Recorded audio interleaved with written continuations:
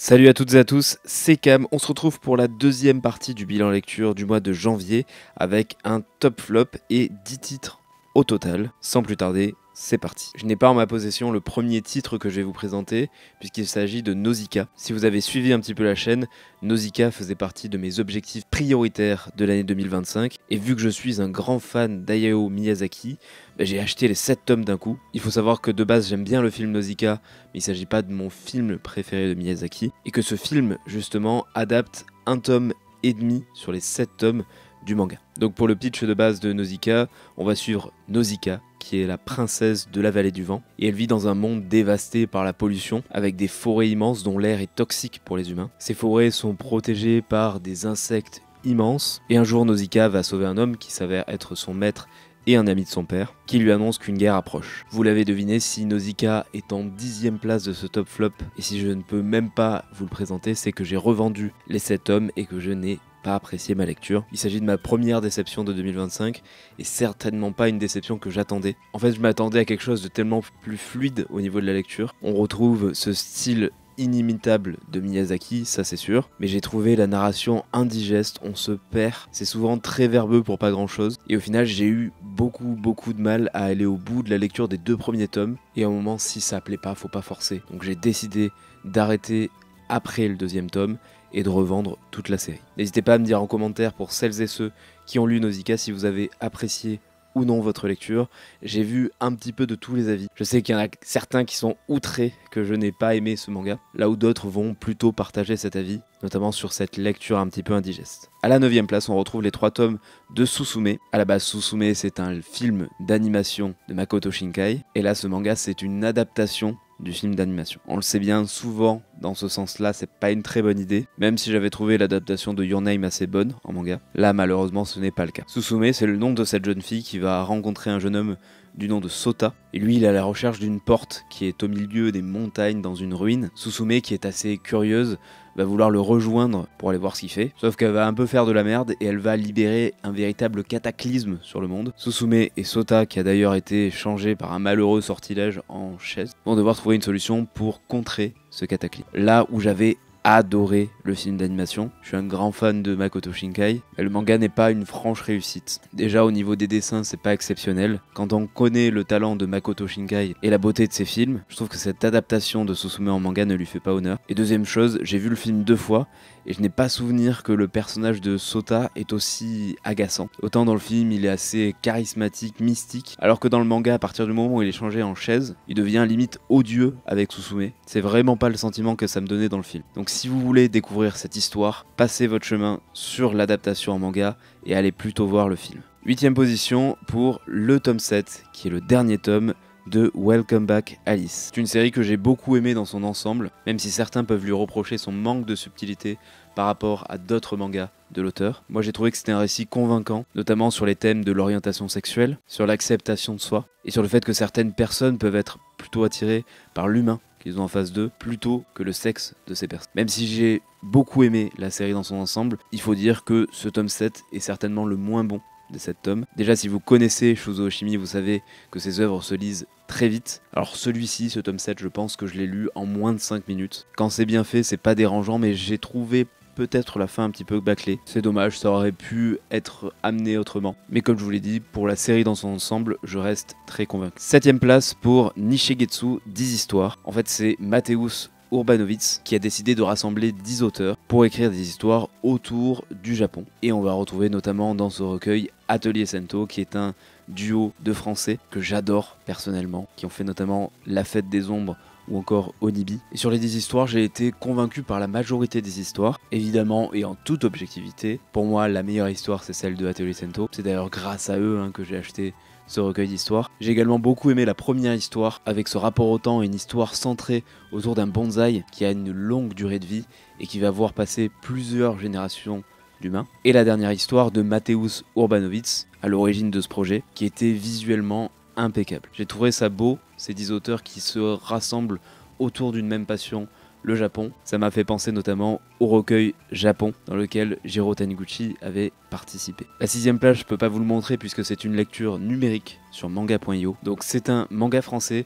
centré autour du personnage féminin de Beck. Elle, c'est une orpheline élevée par un maître en arts martiaux sur une île déserte, ce qui veut dire qu'elle ne connaît pas le monde qui l'entoure, sachant que ce monde n'est pas dans un état fameux dans la théorie du chaos. Et à un moment, son maître va disparaître pendant pas mal de temps, et elle va se décider à partir à sa recherche. Elle va notamment participer à des combats, et se rendre compte que son maître a peut-être pris part à ces combats aussi. Donc c'est le début d'une grande histoire. Pour moi, c'était vraiment une belle surprise qui confirme l'état de forme du manga français. Au niveau des dessins, le style de Mathieu Reynes est vraiment très net, les combats sont totalement fluides, on se régale à regarder ces pages, et l'intrigue est vraiment prenante, on sent que le manga a de belles heures devant lui. 5ème position pour Tokyo ces jours-ci, le tome 2. C'est un manga de Taiyo Matsumoto, je vous avais déjà présenté le tome 1. C'est un éditeur qui a une longue expérience en tant qu'éditeur et qui décide de claquer la porte. Sauf qu'il ne va pas quitter le monde de l'édition, il va décider de lui-même se lancer en tant qu'éditeur et s'entourer d'auteurs qu'il connaît. Mais on va découvrir que c'est quand même une belle équipe de bras cassés, même s'il y a énormément de talent dans cette équipe. Ce tome 2 est dans la même lignée que le tome 1, il aurait mérité sa place sur le podium, mais j'ai voulu mettre en avant d'autres mangas qui m'ont peut-être un tout petit peu plus marqué à la lecture ce mois-ci, et ça me confirme que plus je lis du Matsumoto, plus je comprends son immense talent. Donc vivement le tome 3, qui sera le dernier tome de cette série. Je me demande comment ça va finir. Au pied du podium, on retrouve Umizaru de Shuo Sato. C'est une série terminée en 12 tomes, qui est en arrêt de commercialisation, mais pas très difficile à trouver. Shuo Sato, c'est notamment l'auteur de Give My Regards to Blackjack, et le personnage principal d'Umizaru, Daisuke, va nous faire découvrir le métier de garde-côte. Lui, il est très jeune, il n'a que 19 ans. C'est une jeune recrue à bord d'un bateau qui s'appelle le Nagare. Il va se retrouver plongé dans des missions très difficiles où son courage va être mis à rude épreuve. Honnêtement, j'ai eu un petit peu de mal à rentrer dans le tome 1. Ça m'avait un petit peu contrarié parce que j'adore Shuo Sato, j'ai adoré Give My Regards to Blackjack, j'ai adoré Stand By Me Kakumon, et je suis sûr que j'adorerai L'île des téméraires que je n'ai pas encore. Et puis j'ai pris le 2e tome et là, j'ai été totalement convaincu.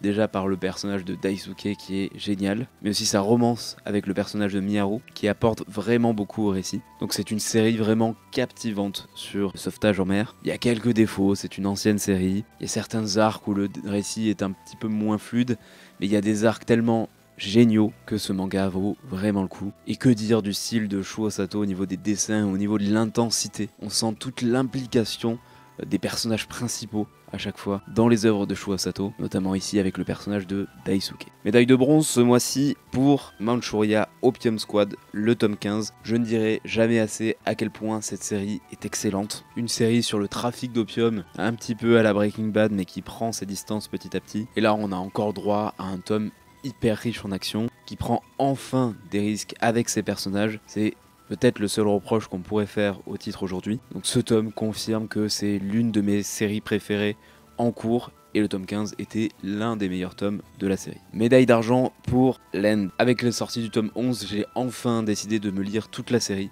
J'avais déjà lu au tout début le tome 1, 2 et peut-être le 3e, mais on va dire que dans cette vidéo je présente l'intégralité de la série. Vous en avez déjà entendu parler certainement sur d'autres chaînes, et vous avez peut-être déjà lu ce manga puisque je pense qu'il a eu un certain succès en France. On est plongé en fait dans une communauté où les gens ne vivent que jusqu'à 50 ans. Et cette communauté, elle est entourée de 4 kami, donc des dieux, qui surveillent les habitants. C'est un peu 4 Big Brothers qui sont là à regarder les moindres faits et gestes de notre monde, qui est le nom de cette communauté. Et c'est une tribu un peu à l'ancienne qui fait des sacrifices pour préserver notamment les plantations de la sécheresse. On va retrouver d'ailleurs le personnage de Sutekichi qui va sacrifier l'une de ses jumelles pour préserver la communauté de la future sécheresse. Et le personnage principal de ce manga, Anne, qui est la jumelle qui n'a pas été sacrifiée, elle va grandir et elle va devenir très curieuse de la société dans laquelle elle vit. Elle va alors être prête à tout pour découvrir ce qui se cache dans l'autre monde.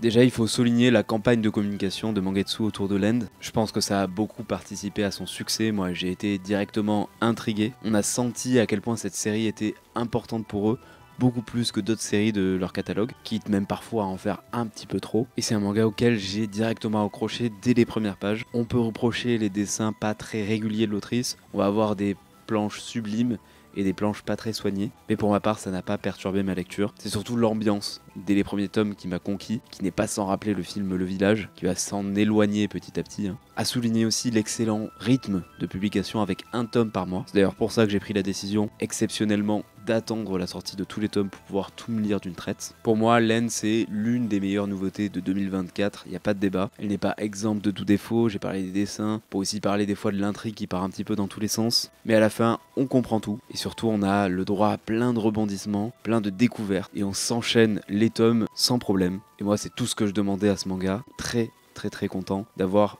pu lire l'entièreté de Land avec ses 11 tomes. Et la médaille d'or, elle revient à The Blue Flowers and the Ceramic Forests. C'est un manga de Yuki Kodama. J'avais notamment eu l'occasion de lire un one-shot de cette autrice avec Shisako Garden. J'avais bien aimé, et c'est ce qui m'a poussé, à acheter The Blue Flowers and the Ceramic Forest. On va l'appeler The Blue Flowers parce que sinon ça va être trop long à dire à chaque fois. En plus du fait que j'entendais beaucoup de bien de ce manga sur les réseaux. Dans ce manga, on va suivre deux personnages, Aoko, qui est une peintre sur porcelaine, sur céramique, et elle bosse dans un atelier de céramique. Et cet atelier va accueillir un nouveau membre, Tatsuki, qui semble assez taciturne et assez tranché. D'ailleurs, il va lui dire que lui, la peinture sur porcelaine, ça l'intéresse pas. Sauf que Aoko va développer une fascination pour l'art de Tatsuki, qui sont les céramiques blanches. Alors quand on donne le pitch comme ça, on peut se dire mais c'est quoi ce manga? Et bien au final c'est passionnant. Déjà ça nous apprend pas mal de choses sur la céramique, sur la porcelaine en général. Mais surtout c'est une excellente romance. Et moi je suis toujours impressionné par ces mangaka qui arrivent à rendre une passion assez niche comme ça, accessible à tous grâce à un récit vraiment très bien écrit. Et justement l'équilibre est parfait entre la découverte de cet art et la romance entre les deux personnages. C'est l'un de mes coups de cœur de ce début d'année. Je ne peux que vous conseiller la lecture de The Blue Flowers. Je me suis enchaîné les 6 tomes qui sont sortis, il y a le 7ème qui sort bientôt, et ce sera une série terminée en 10 tomes. Si vous aimez découvrir des arts un petit peu niche comme ça, et si vous aimez les romances bien écrites, n'hésitez plus, foncez. Et c'est la fin de cette vidéo, merci à toutes et à tous de l'avoir suivi. Dites-moi en commentaire quelles ont été vos meilleures lectures récentes, et si l'une de mes lectures de ce mois-ci vous a convaincu ou pas. Nous on se retrouve très vite pour d'autres vidéos. En attendant, prenez soin de vous. Salut, ciao.